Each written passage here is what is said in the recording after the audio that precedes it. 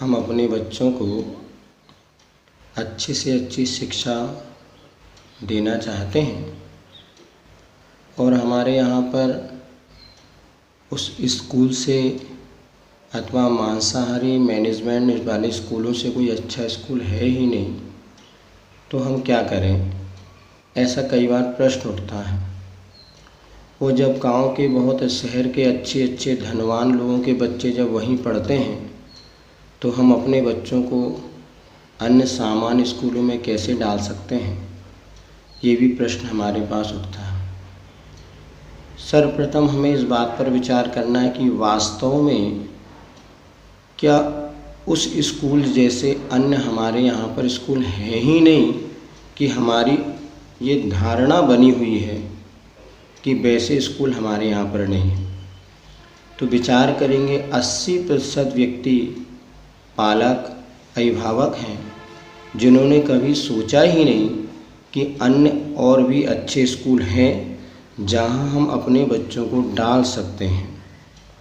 यदि प्रथम चरण पर विचार किया जाए तो आप पाएंगे कि आपके ही नगर में बहुत से ऐसे स्कूल हैं जो कि शाकाहारी व्यक्तियों के द्वारा संचालित हैं, लेकिन हमने कभी इस विषय में सोचा ही नहीं, क्योंकि हम तो भेड़ चाल चलने के आदी हैं और चूँकि ज़्यादातर बच्चे वहाँ जाते हैं इसलिए हमने वहाँ पर बच्चों को डाल दिया। अब बचे 20% ऐसे पालक जो कि वास्तव में विचार करते तो हैं लेकिन वैसा अच्छा स्कूल नहीं मिलता। तो हमारा आपसे कहना है, यदि हमने अपने बच्चों को इस स्कूल में पढ़ा करके अपनी शाकाहारी संस्कृति को खो दिया तो हमने कोई बहुत बड़ी उपलब्धि नहीं करी। बच्चे को बहुत अच्छा पढ़ा लिखा बना दिया, किंतु यदि उसके मन में जो शाकाहार के प्रति आस्था थी वो आस्था यदि कम हो गई तो हमने उस बच्चे के ऊपर उपकार नहीं किया, अपितु अपकार ही किया। और दूसरे स्कूल हैं, यदि मान लीजिए वहाँ पर थोड़ी बहुत शिक्षा कम भी हो जाए तो आप यदि ये सोचते कि हमारा बच्चा 90% या 95% लाएगा तभी वो बहुत अच्छा बनेगा, इंग्लिश स्कूल में लाएगा तभी वो बहुत अच्छा बनेगा, क्या ऐसा ही संभव है? क्या हिंदी माध्यम के सरस्वती स्कूल आदि में पढ़ करके या और मॉडल स्कूल आदि में पढ़ करके क्या बच्चे अच्छी पोस्ट पर नहीं जाते? अभी रहली में एक बेटी हमारे पास आई थी, इसने सरस्वती शिशु मंदिर से 12वीं की परीक्षा दी और नीट का एग्ज़ाम दिया। प्रथम बार में ही वो निकल के और MBBS डॉक्टर की पढ़ाई वो कर रही है। अभी यहाँ पर गोड़ झामर में एक बच्चे ने सरस्वती शिशु मंदिर में पढ़ते हुए 500 में 499 अंक लाया और 10वीं क्लास में पूरे मध्य प्रदेश में टॉप किया। क्या आप ये सोचते हैं कि CBSE पैटर्न से पढ़ने वाला बच्चा ही बहुत अच्छा बन सकता है? क्या MP बोर्ड में पढ़ने वाला बच्चा अच्छा नंबर नहीं ला सकता? क्यों नहीं ला सकता? यदि मान लीजिए कुछ नंबर कम भी आ जाए तो ये ज़रूरी नहीं कि 90-95% लाने वाले बच्चे का ही भविष्य उज्जवल बनता है। अभी हम इंदौर में थे, एक सज्जन हमें मिले जिन्होंने 12वीं में 47% लाए थे, फिर उन्होंने PSC आदि की तैयारी करके आज वो बहुत अच्छे अधिकारी हैं। 60-70% लाने वाला बच्चा क्या डॉक्टर नहीं बन सकता? क्या इंजीनियर नहीं बन सकता? क्या एक अच्छा शिक्षक नहीं बन सकता? क्या CA नहीं बन सकता? आज बड़े बड़े CA हैं जिन्होंने पूरे हिंदी में CA की पढ़ाई की और आज लाखों रुपये महीना कमा रहे हैं। अगर हमने अपने बच्चे का शिक्षण देते समय क्या निर्णय किया, क्या उद्देश्य बनाया, ये हम विचार करें। वास्तव में देखा जाए तो यदि कुछ सामान्य स्कूलों में बच्चा अगर पढ़े, उसकी योग्यता हो तो बहुत अच्छे से अच्छे अपना भविष्य का निर्माण कर सकता है। इसीलिए हमारा कहना, उन स्कूलों में पढ़ाना हमारी सिर्फ यदि अनिवार्यता है तो इसीलिए है क्योंकि बहुत सारे बच्चे वहाँ जा रहे हैं, सबकी देखा देखी हम कर रहे हैं। हम उनकी देखा देखी के अनुसार तो अपने बच्चों को डाल रहे हैं, किंतु हमारे बच्चों का उज्जवल भविष्य बने, हमारे बच्चे अपने देव शास्त्र गुरु के प्रति समर्पण का भाव हमेशा मन में रखें, हमारे जैनत की रक्षा हो सके, ये हमने विचार नहीं किया। आज हम देव शास्त्र गुरु को प्रतिदिन मंदिर में पूजन करते हैं मुनिराज को आहार देते हैं, क्षेत्रों की वंदना करते हैं, किंतु अपने भविष्य के बच्चों के भविष्य को लेकर के इतने उदासीन क्यों बने हुए हैं, अथवा अपने अहंकार की पुष्टि के लिए बच्चों के संस्कारों की बलि क्यों चढ़ा रहे हैं, ये हमें विचार करना होगा। हमारा इतिहास इतना उज्जवल है कि आप कहीं पर भी देखिए, अनेक नगरों में जैन विद्यालय, सब प्राय सभी नगरों में आपको जैन धर्म द्वारा कहना चाहिए जैन समाज द्वारा स्कूल संचालित किए जा रहे हैं, और आज भी बहुत से स्कूल हैं। लेकिन खेद की बात है कि उन स्कूलों में जैसा विकास होना चाहिए वैसा विकास नहीं हो पा रहा। लेकिन अब हमें ज़रूर विचार करना हो कि आने वाली संस्कृति मात्र मंदिरों से नहीं बचेगी, आने वाले समय में जैनत्व के संस्कार मंदिरों से नहीं बचेंगे, लेकिन अगर हम अच्छा विद्यालय खोल पाए तो ही अपने संस्कारों को बचा पाएंगे। इसीलिए हमें अब क्या करना होगा, पहले तो जो हमारे पुराने विद्यालय चल रहे हैं उनको आधुनिक रूप देना पड़ेगा। अच्छी बिल्डिंग्स हमारे पास हो, अच्छे बच्चे वहाँ पर आएंगे, और अच्छी आज तो आप देख रहे हैं जो अन्य स्कूल 1-1 करोड़ 2-2 करोड़ रुपए वर्ष की कमाई कर रहे हैं, लेकिन उसके साथ वह कैसे संस्कार दे रहे हैं। यदि हमने अपने जैनत्व के संस्कारों को बचाने के लिए यदि अच्छा स्कूल खोल सके, समाज तो बहुत अच्छा है, यदि समाज नहीं खोल सके तो हमारा उन व्यक्तियों से कहना है जिनके पास सब प्रकार की संपन्नता है।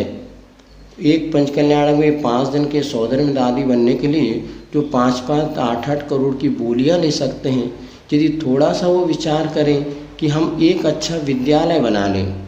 आज जैन समाज में किसी प्रकार शिक्षकों की कमी नहीं है, अच्छे आपके विद्यालय को संचालन करने वाले भी बहुत सारे आपको मिल जाएंगे।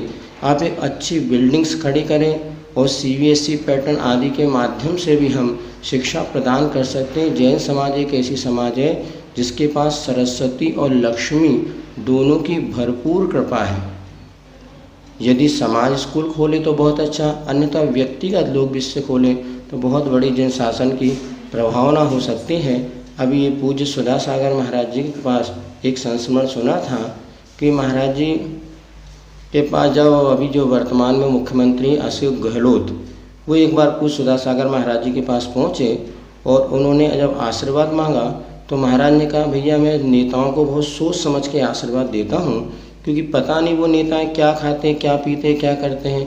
तो उन्होंने कहा, महाराज मैं तो आलू प्याज भी नहीं खाता।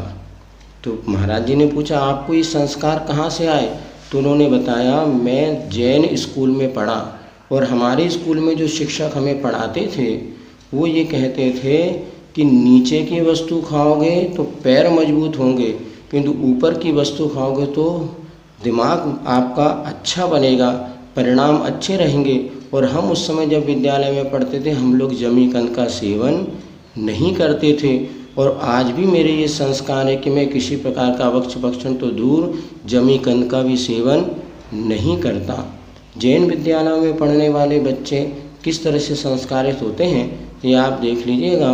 और प्राचीन इतिहास तो ये बताता है कि जैन समाज सबसे पहले जैन स्कूल खोलती थी, जिसमें कि हमारे कहना चाहिए जैनत्व के संस्कार बच्चों में पढ़े, और अजैन व्यक्ति भी जिस तरह से जैन समाज के प्रति श्रद्धा है उनको पूर्ण विश्वास है कि हमारा बच्चा अगर जैन स्कूल में पढ़ेगा तो अच्छे संस्कार को लेकर के ही बाहर निकलेगा। इसीलिए यदि हमें लगता है इसकी टक्कर का कोई स्कूल नहीं है तो क्यों ना हम स्वयं आगे आएँ और एक अच्छा स्कूल खड़ा करें, जिसमें कि और जो लोग इस संस्कृति और संस्कारों के प्रति श्रद्धावान हैं वो यहाँ पर आकर के अपने बच्चों को पढ़ा सकें। ये कोई भी कठिन काम नहीं है। अन्यथा आने वाले समय में यदि हम बस इतना ही कह के अपने उत्तरदायित्व को पूर्ण कर लिया कि कोई अच्छा विद्यालय नहीं मिलता, हम क्या करें, लेकिन मात्र इतना कहने से आपका उत्तरदायित्व पूर्ण नहीं होता। विचार करो, कभी आपने अपने बच्चों को भविष्य में मांसाहार करते हुए यदि देख लिया तो उस समय आपके दिल पर क्या व्यतीत होगी?